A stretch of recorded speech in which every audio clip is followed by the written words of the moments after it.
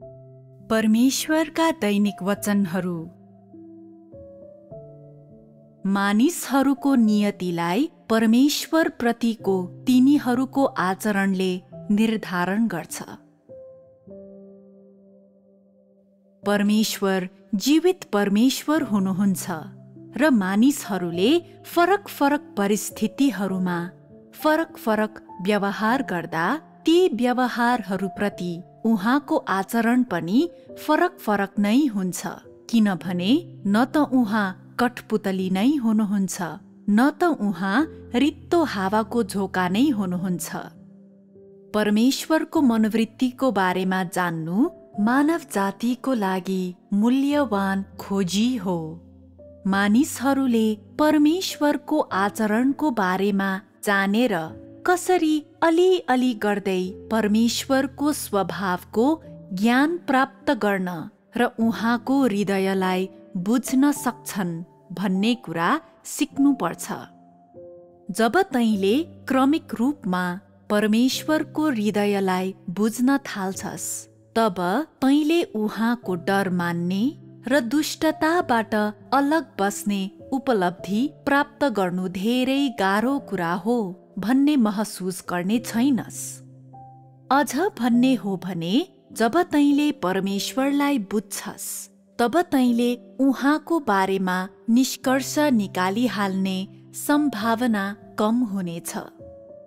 जब तैँले उहाँको बारेमा निष्कर्ष निकालिहाल्ने काम बन्द गर्नेछस्, तब तैँले उहाँलाई ठेस पुर्याउने सम्भावना कम हुनेछ। अनि तैँले महसुस नै नगरिकन उहाँले तँलाई उहाँको बारेमा ज्ञान प्राप्त गर्नेतर्फ डोर्याउनु हुनेछ। यसले तेरो हृदयलाई उहाँप्रतिको श्रद्धाले भरिदिनेछ। त्यसपछि तैँले आफूले ज्ञान हासिल गरेका धर्म सिद्धान्तहरू, शाब्दिक अर्थहरू र सिद्धान्तहरूद्वारा परमेश्वरलाई परिभाषित गर्न छाड्नेछस्। यसको सट्टा निरन्तर रूपमा सबै थोकमा परमेश्वरका अभिप्रायहरूको खोजी गर्दै तँ अचेतन रूपमै परमेश्वरको हृदय अनुरूपको व्यक्ति बन्नेछस्। परमेश्वरको कामलाई मानिसहरूद्वारा देख्न र छुन सकिँदैन, तर जहाँसम्म उहाँको सवाल छ, हरेक व्यक्तिका कार्यहरूलाई साथै उहाँप्रतिको तिनीहरूको आचरणलाई परमेश्वरले महसुस मात्र गर्न सक्नुहुन्न, बरु उहाँले तिनलाई देख्न समेत सक्नुहुन्छ। यो हरेकले पहिचान गर्नुपर्ने र स्पष्ट रूपमा बुझ्नुपर्ने कुरा हो। तैँले आफूलाई सधैँ सोधिराखेको हुन सक्छस् कि यहाँ मैले जे गरिरहेको छु सो परमेश्वरलाई थाहा छ? के मैले अहिले जे सोचिरहेको छु सो उहाँलाई थाहा छ? शायद उहाँलाई थाहा छ, शायद उहाँलाई थाहा छैन। यदि तैँले परमेश्वरलाई पछ्याउँदै र परमेश्वरमा विश्वास गर्दै तर उहाँको काम र उहाँको अस्तित्वको बारेमा शङ्का गर्दै यस प्रकारको दृष्टिकोण अपनाउँछस् भने ढिलो चाँडो यस्तो दिन आउनेछ जुन दिन तैँले उहाँलाई रिस उठाउनेछस्, किनकि तँ अघिदेखि नै डरलाग्दो भिरको छेउमा हिँडिरहेको हुन्छस्। मैले धेरैलाई देखेको छु जो वर्षौंदेखि परमेश्वरमा विश्वास गर्दै आएका छन्, तैपनि तिनीहरूले सत्यताको वास्तविकतालाई हासिल गरेका छैनन्। तिनीहरूले परमेश्वरको इच्छालाई बुझ्ने कुरा त परै जाओस्। यस्ता मानिसहरूले आफ्नो जीवन र कदमा कुनै प्रगति गर्दैनन् र तिनीहरूले केवल सबैभन्दा सतही धार्मिक सिद्धान्तहरूलाई मात्र पालन गर्छन्। यस्तो हुन्छ किनभने त्यस्ता मानिसहरूले परमेश्वरका वचनहरू आफै जीवन हुन् भनेर कहिल्यै पनि मानेका हुँदैनन् र तिनीहरूले उहाँको अस्तित्वलाई कहिल्यै पनि सामना गरेका र स्वीकार गरेका हुँदैनन्। के तँ ठान्छस् त्यस्ता मानिसहरूलाई देख्दा परमेश्वर खुसीले गदगद बन्नुहुन्छ? के तिनीहरूले उहाँलाई सान्त्वना दिन्छन्? यसरी मानिसहरूले परमेश्वरमा जे जसरी विश्वास गर्छन् त्यसले तिनीहरूको नियतिलाई निर्धारण गर्छ। मानिसहरूले कसरी परमेश्वरको खोजी गर्छन् र तिनीहरू कसरी परमेश्वर कहाँ जान्छन् भन्ने विषयमा मानिसहरूका आचरण प्राथमिक महत्त्वका हुन्छन्। परमेश्वरलाई उहाँ केवल तेरो टाउकोको पछाडि उडिरहने रित्तो हावाको पोको हो जस्तै गरेर बेवास्ता नगर्नु। तैँले विश्वास गर्ने परमेश्वरलाई सधैँ जीवित परमेश्वर, एक वास्तविक परमेश्वरको रूपमा सोच्नु। उहाँ माथि तेस्रो स्वर्गमा केही काम नभएर त्यतिकै बसेर समय बिताउँदै हुनुहुन्न। बरु उहाँले त निरन्तर रूपमा हरेक व्यक्तिको हृदयभित्र हेरिरहनु भएको छ। तिमीहरू के गर्न लागेका छौ भनी अवलोकन गरिरहनु भएको छ। तिमीहरूका साना भन्दा साना हरेक शब्द अनि साना भन्दा साना हरेक कर्मलाई नियालिरहनु भएको छ। तैँले कसरी व्यवहार गर्छस् भनी नियालिरहनु भएको छ र उहाँप्रति तेरो मनोवृत्ति कस्तो छ भनी हेरिरहनु भएको छ। तँ आफूले आफूलाई परमेश्वर समक्ष समर्पित गर्न इच्छुक भए पनि नभए पनि तेरा सबै व्यवहारहरू र तेरा भित्री सोचहरू र विचारहरू उहाँ समक्ष उदाङ्गो हुन्छन् र उहाँद्वारा हेरिएका हुन्छन्।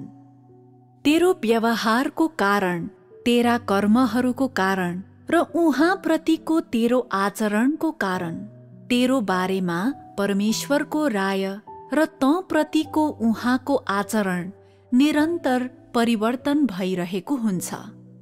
म केही मानिसहरूलाई केही सल्लाह दिन चाहन्छु।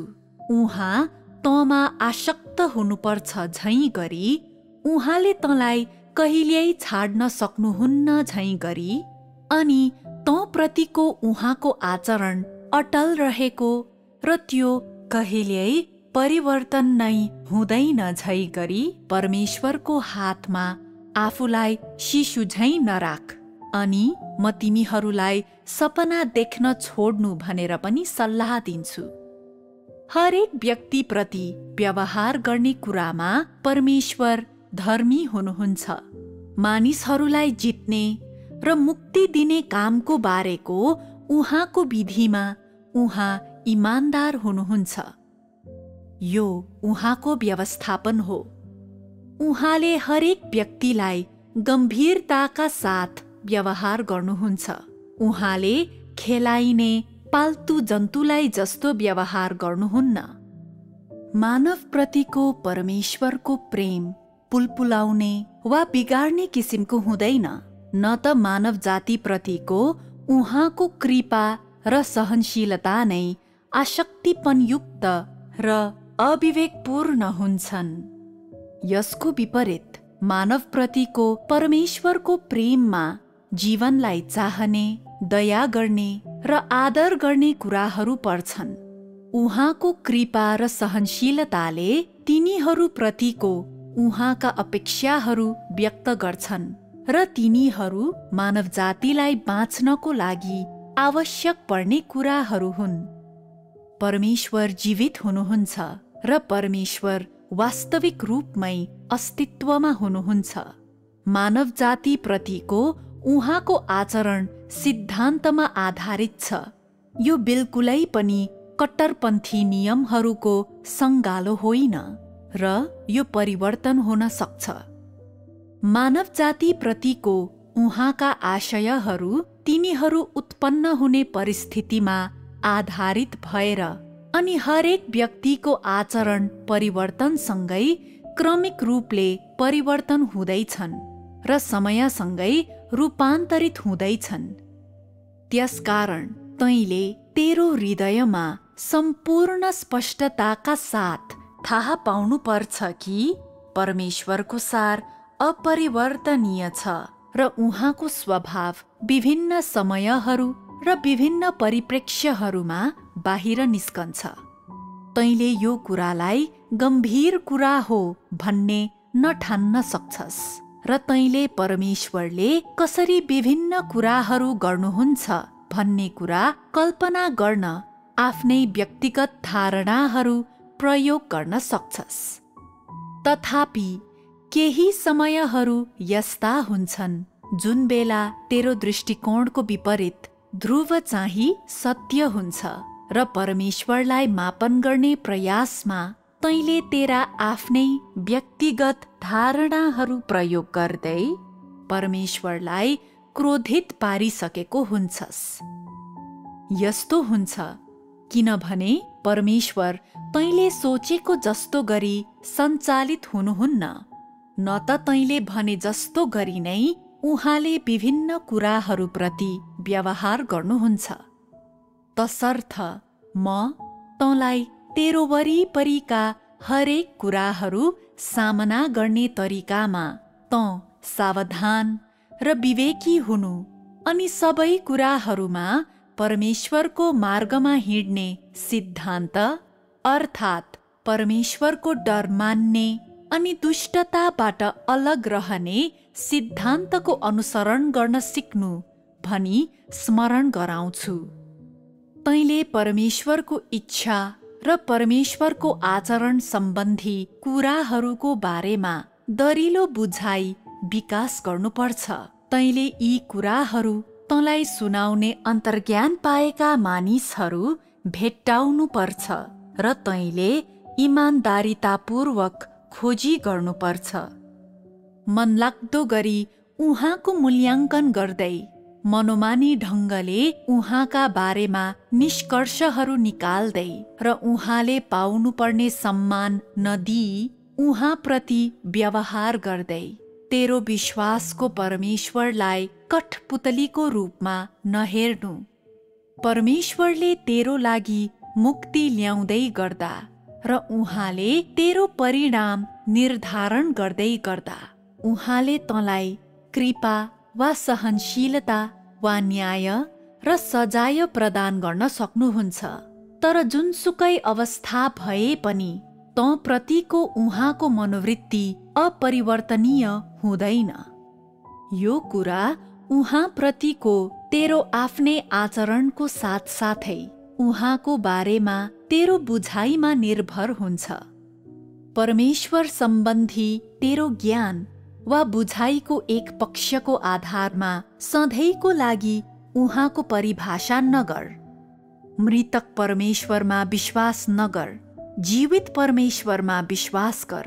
यो कुरा सम्झी मैले यहाँ केही सत्यताहरूका बारेमा तिमीहरूले सुन्न आवश्यक रहेका सत्यताहरूका बारेमा बताएको भए तापनि तिमीहरूको वर्तमान स्थिति र वर्तमान कदको परिप्रेक्ष्यमा तिमीहरूको उत्साहलाई नमार्नका खातिर म हालको लागि तिमीहरूलाई ठूला शर्तहरू राख्दिन।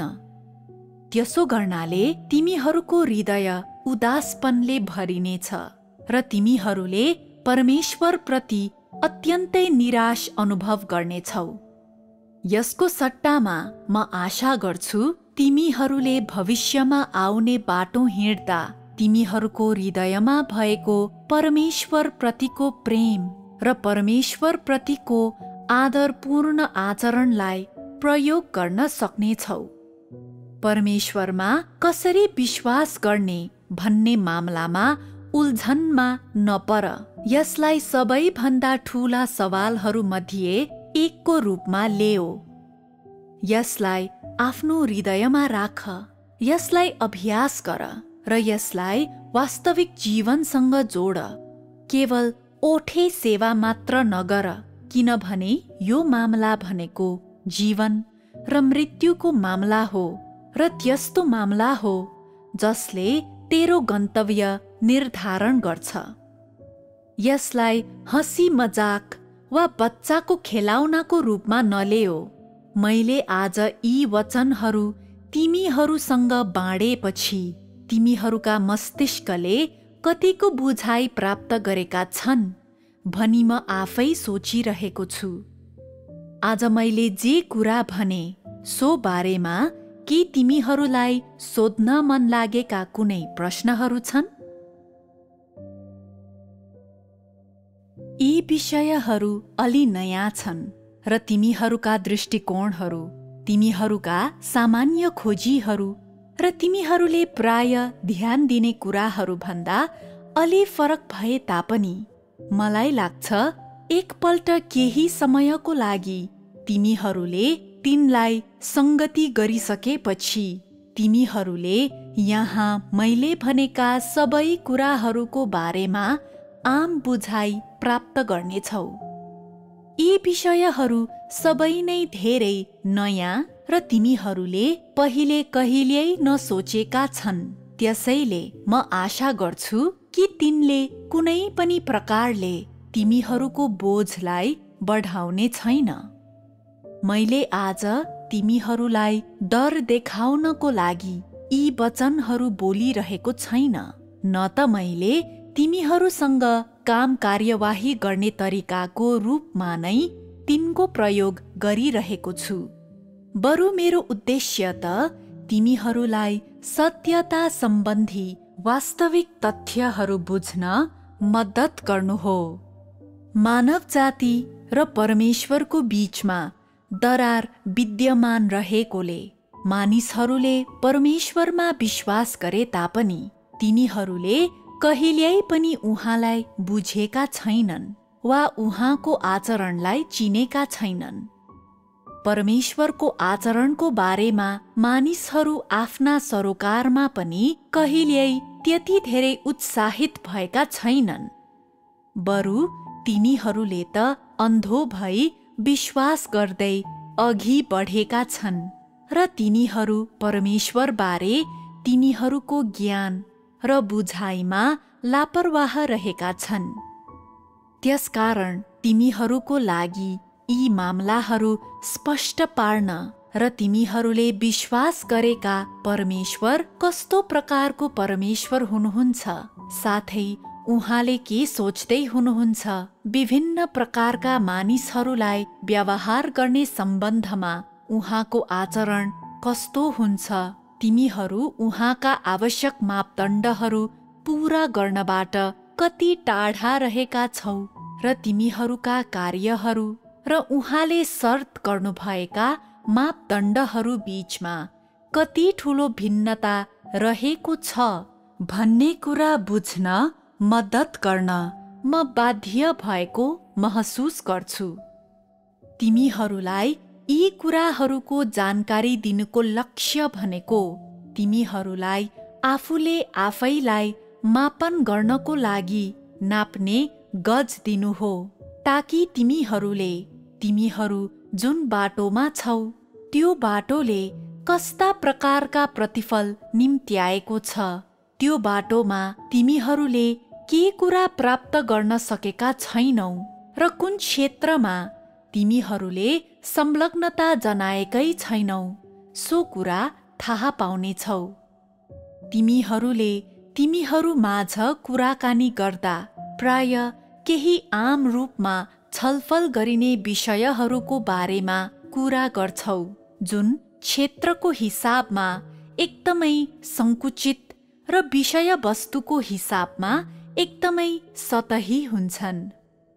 तिमीहरूले छलफल गर्ने कुरा र परमेश्वरका अभिप्रायहरूको बीचमा साथसाथै तिमीहरूका छलफलहरू र परमेश्वरका शर्तका क्षेत्र र मापदण्डहरू बीचमा दूरी दरार छ। यसरी अघि बढ्दा समयसँगै तिमीहरू परमेश्वरको मार्गबाट बरालिएर धेरै टाढा पुग्ने हुन सक्छ। तिमीहरूले केवल परमेश्वरका वर्तमान वाणीहरूलाई लिएर तिनलाई आराधनाका थोकहरू बनाउँदैछौ र तिनलाई धार्मिक विधि र नियमहरूको रूपमा हेर्दैछौ।